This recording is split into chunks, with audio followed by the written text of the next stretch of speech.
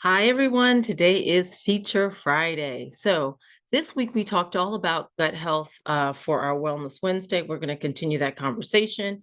And for Feature Friday, we like to show you things that you can actually start putting in practice related to whatever we talked about on Wellness Wednesday. So, it was gut health. So, I'm going to show you one component of gut health that can really, this one little piece that you can really work on can really improve so many levels of your gut health, from the upper GI that we talked about, mid GI to lower GI, the whole nine. So it's a great starting point. And what I'm going to do is share my screen and we'll go over the feature. Friday today is probiotics. So one of the biggest things that you can do to really help with gut function in general is just get yourself on your own personalized probiotic plan. Figure out a way to get more good gut microbes into your body each day. And I'm going to show you that today. I'll share my screen eventually. But let me just tell you a little bit about probiotics. So probiotics, they include bacteria, yeast, they're the live microorganisms, and they really have shown beneficial effects on human health. And so there's a lot of emerging literature that really demonstrates that there are differences in the gut microbiome of different people, even with things like depression. When they look at groups of people that have one set of microbes, and this is what we call like the healthy cohort, as compared to cohorts that maybe have a different subset of microbes, they do find a big difference. And that's coming up in lots of other conditions as well. So depression is just one place where you can get a lot of traction, really improving your microbiome. So gut health is so pivotal to so many other pieces.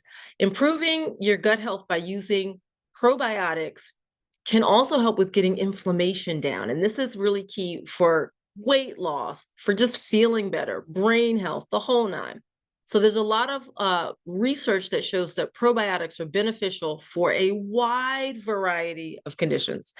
And there's a lot of high level scientific support for the following conditions. So probiotics are really great if you have the following conditions, especially IBS. So IBS stands for irritable bowel syndrome.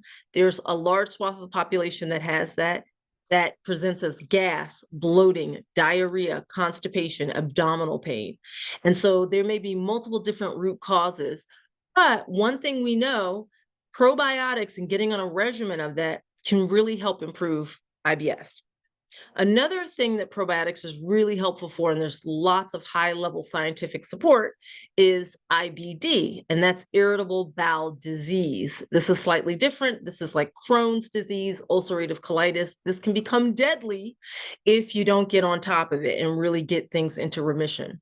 So, one of the things we know, high level scientific information, probiotics really helps that. So, if you are having issues with both of those, it's a great time to get on a great probiotic. Again, mood, depression, and anxiety. Huge body of scientific literature and research that is high level that really shows that probiotics is good for that. And we just talked about that. So, also gut imbalances. So, if you have ever been diagnosed with SIBO, which is small intestinal bacterial overgrowth, or an H. pylori infection of the upper GI, or candida or fungus, or you are someone that has lots of yeast infections, throughout a year, really start to think about, you know what, maybe I need to really push and improve my microbiome and probiotics. We do want to be careful with SIBO. If you do have that small intestinal bacterial overgrowth, you do want to work with somebody on that, because you don't want to just be taking lots of probiotics. It can, in some instances, make the issue worse. So if you do have that issue, work with a practitioner and, really work on some antimicrobials alongside some of these probiotic pieces. All right. Another area where there's a lot of high level research, a lot of high level scientific support for probiotics, because they really do help, is if you have what we call leaky gut syndrome. And essentially what this is there's damage or permeability of the lining of the gut. And so I always like to use this example. If you can imagine, this is the tissue lining of your gut. We want it to be nice and sealed, right? Once it's not nice and sealed and we have these holes, lots of different things can leak through, get into the bloodstream, trigger immune responses that over time can cause lots of problems, from autoimmune conditions to allergies to cancers, the whole nine. All right, so the last thing that we have lots and lots of high level scientific support for probiotics is infections. If you are prone to vaginal infections, urinary tract infections, even lots of tooth decay, it would really be beneficial to get on a good probiotic and get those strains going. So there's a lot of, again, high level research around that. All right, now there are other areas where there's still some limited but encouraging scientific support for probiotics. And that's for things like cognitive function and brain fog. So it's about, they may not have found there's not tons of studies done yet, and or the studies that were done have not been super, super high level. But that doesn't mean that you can't get some beautiful traction out of it. I've worked with lots of clients with cognitive function issues. When we improve the microbiota and the microbiome and really get those probiotics in there, we start seeing really nice improvements. It's also limited but encouraging information on hormonal health. So thyroid, polycystic ovarian syndrome, if you have endometriosis, maybe you have some bone density issues. Also, with allergies. So if you're noticing that you're having more and more intolerances to foods and you're reacting, one of the nice things about probiotics is when you think about that lining of the GI tract, right? We want to seal that up. The more layers and layers and layers and layers of good gut microbes we can add on top of that, the more protective it is. Another thing is those layers and layers and layers of probiotics, they tend to produce these things called short chain fatty acids, which over time really help to make the digestive tract more alkaline and the colon more alkaline. And then they also, in that, it really helps to crowd out, because most of the commensal or the microbes that really support us, they tend to grow in that environment. And the ones that maybe don't do us the best, they tend to not do well in that environment. So it's a great way, start putting them in there, seal that up. You may see some really good traction around really reducing allergies, reducing intolerances to things like dairy, seasonal allergies, the whole nine. So keep that in mind. Another place where adding these probiotics in that's really helpful, again, there's limited but really encouraging information, and there's lots of anecdotal pieces where people have gotten beautiful traction out of it, is autoimmune conditions, particularly things around type 1 diabetes, any of the autoimmune issues like Hashimoto's thyroiditis, psoriasis, all sorts of different things. So try it out, see how it works for you, work with a practitioner, and just do the trial and error. Another place is metabolic health. So blood sugar management issues. This is really helpful because our good gut microbes, they really help us produce our own B vitamins. They act as like a second liver, so they do a lot of detoxification for us. And so this can be super, super, super helpful for blood sugar management, the whole nine. They do a lot in terms of just metabolism in general. So put them in action. If you're someone that has been told you're pre-diabetic, or maybe you're diabetic, you can actually reverse both of those conditions, especially as long as it's not type 1. So we can do lots of work around that blood sugar management. Keep that in mind. And then last but not least, we want to think about how well probiotics really support our ability to sleep. So sleep quality, sleep disruptions, sometimes getting some more probiotics in there, really good gut microbiota, is game changing for lots of reasons that I've already described. All right. Now, we also know that probiotics can help lots and lots and lots of different conditions. We've established that, but let's look at why. So number one, it's because it increases the bacterial diversity. And the more diverse that bacterial community is, the healthier the body. It helps to fight pathogens. So some of the harmful bugs, the more you crowd them out, and then they produce those short chain fatty acids we talked about, it really helps to limit the microbes that might produce opposite things like lipopolysaccharides, which are really inflammatory and cause lots of inflammation and problems. Another thing is probiotics really help to promote rapid recovery from imbalances in the gut. So if you are someone that's just constantly having gas, bloating, indigestion, you just can't get it right, and you've tried lots of different things, try a probiotic. The key with the probiotic is you tend to have to play around with different strains, different types, and you may have to use them for long periods of time. Some people see instant relief and improvements. Some people see instant relief, and then they have to play around and try a different strain after a couple of months and then flip kind of back and forth. There are other instances where people need to do multiple different types of probiotics for 6 months to 12 months to 2 years. So, what you want to do is trial and error, try it out, see how you feel. Your body will let you know what's working. All right. And another place where we want to be thinking about why probiotics work so well is because it really promotes a healthy immune response in the gut.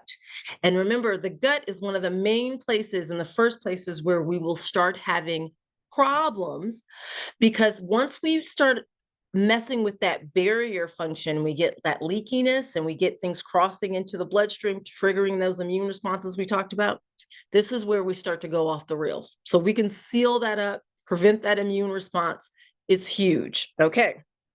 Now, another place is probiotics, they reduce gut inflammation. Remember, excessive inflammation is what we're always trying to get down. We're also usually trying to get down oxidative stress. So those two things, right? So those probiotics are going to be great for reducing inflammation. Another thing, probiotics really encourage the growth of healthier microbes all around in the gut. And again, they reduce the leaky gut and the damage to the gut lining. Okay. All right. So we got that. So now I want to share this other piece because I think this is so important. I'm always thinking about how can we be better as people?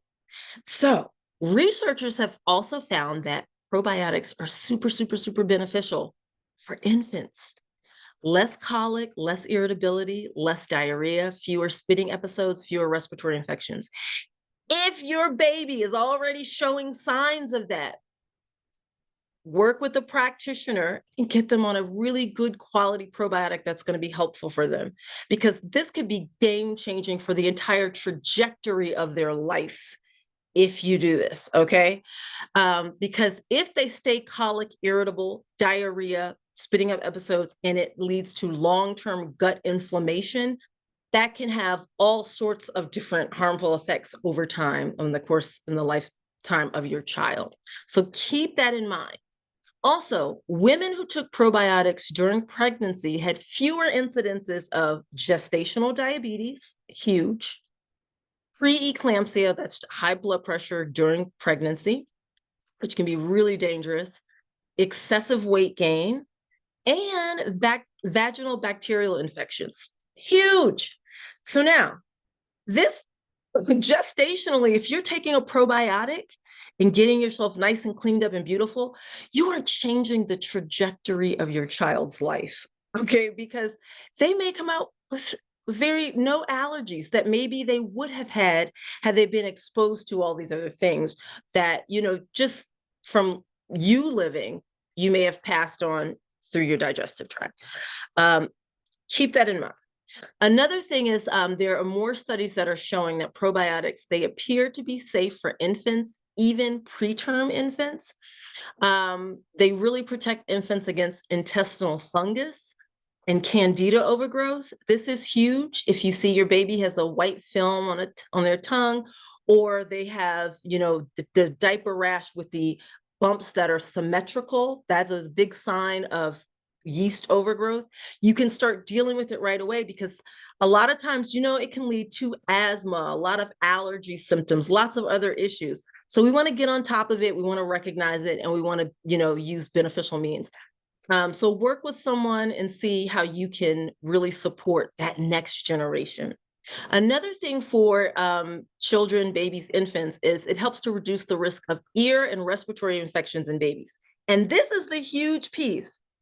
The more we can prevent that from happening, the less antibiotic use we'll have to use over the course of the lifetime. And especially early in childhood, the whole controversy around vaccines and autism and those types of things, a lot of it, it's so nuanced, but a lot of it is children having really poor microbiomes and microbiota because of overuse of antibiotics, because of ear infections, constant. And so we get in this cascade.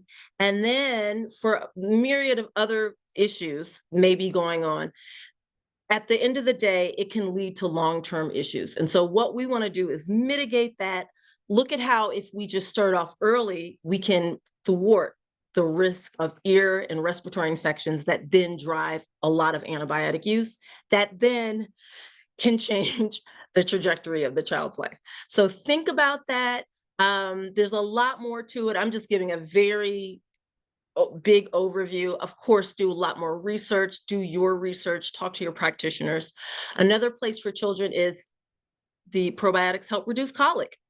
So that's a plus. It's huge, huge, huge. So now, what we want to look for when we're buying a probiotic, quality definitely matters. Quality matters, okay? We don't want just any probiotic. We want to look for probiotics that say that they're GMP certified so that we really know that there's been some regulation, because typically probiotic manufacturing is not highly regulated. But that doesn't mean you can't get a good, phenomenal supplement. Keep that in mind, okay? So we want to look for independent laboratory analysis. Having that GMP certification is what helps you determine that. Another thing is we want genetic identification if you can. So that's going to ensure that the strain of probiotic actually meets the label claim, okay? That way it's protecting you from harmful organisms or ones that could cause problems. We also want to look for probiotics that are free of major allergens. So the probiotics should be grown on media that does not contain allergenic food. So it should not be grown in wheat, gluten, milk, casein, egg, fish, shellfish, tree nuts, peanuts, soybeans. We don't want that because then we could end up having some triggers or immune responses because these are some of the highly inflammatory foods for lots of different people. Another place is for quality of probiotics. We want to make sure that there are no artificial colors, flavors, preservatives, ideally, okay? We also want to validate the potency of the probiotic so that what's on the label is actually in the bottle. And this can mean a manufacturer could have done everything beautifully, but if the third parties that are distributing have not kept things at the right temperature and the right way, we can have problems. So we want to be mindful of who we're buying from. This is why I do encourage, you can get supplements from Amazon, but I encourage you to get them from places that have credible ways of distribution. So not every person selling supplements on Amazon is holding probiotics at the right temperature in the right way for the right amount of time. So keep that in mind. That's not to say you can't get some good ones on Amazon, but really work with your healthcare workers or your healthcare providers. They may have dispensaries. We have a dispensary. We have trusted GMP certified supplements directly. Also, check out really great websites like vitacost.com. They have really nice stuff. iHerb, little places like that where you can really make sure that the quality that you're getting is good. All right.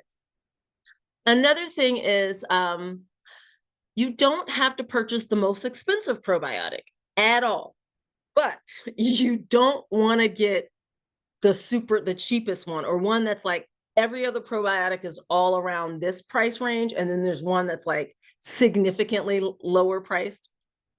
9 times out of 10, there's a reason why it's significantly lower priced. Don't do that one. My husband always says his grandfather said, never get the most expensive, never get the cheapest, go right there in the middle. All right. So anyway, you can put that towards your probiotics too. So now, what I want you to really understand is what can you do today to really push and support your gut microbiome and really getting those probiotics in to your daily life.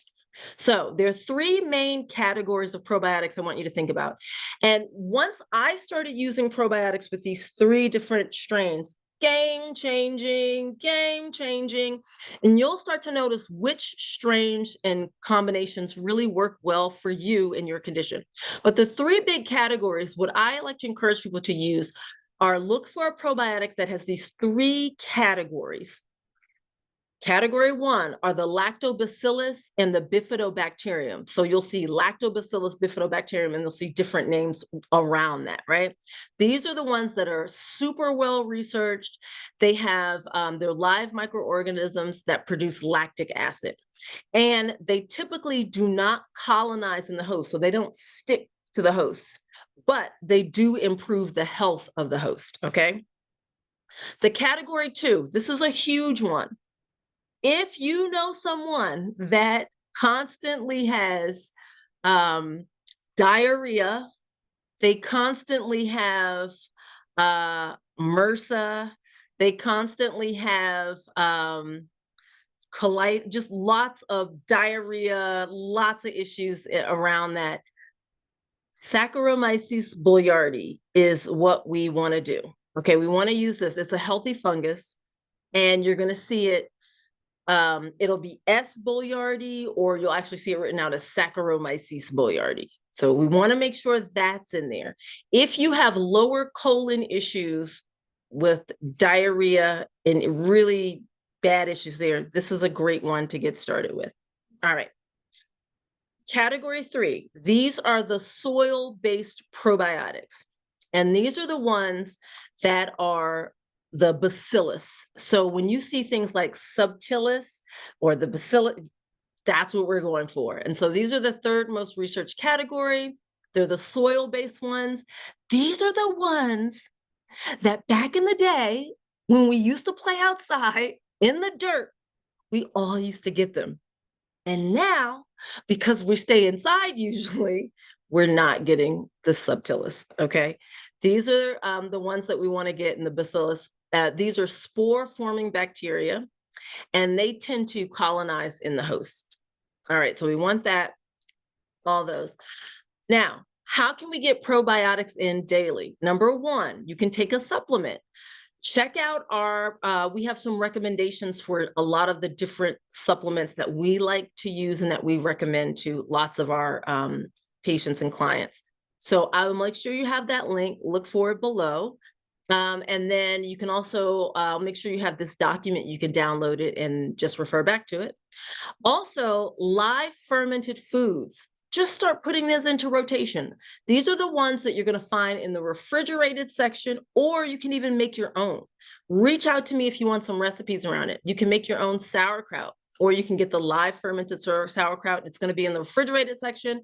It's not going to be the canned section at the bottom of the shelf in the middle of the aisle of the supermarket. So it's going to be refrigerated. So sauerkraut, kombucha, kimchi, pickles, yogurt, kefir, apple cider vinegar with the mother. You can make your own pickled vegetables. You can make coconut water kefir, lots of different ways you can ferment. All right. So think about that. And you can just look into all those pieces, start adding them into your daily routine. The food-based options have far more probiotics than even the actual pills and supplements, but both work beautifully. Get them into your rotation.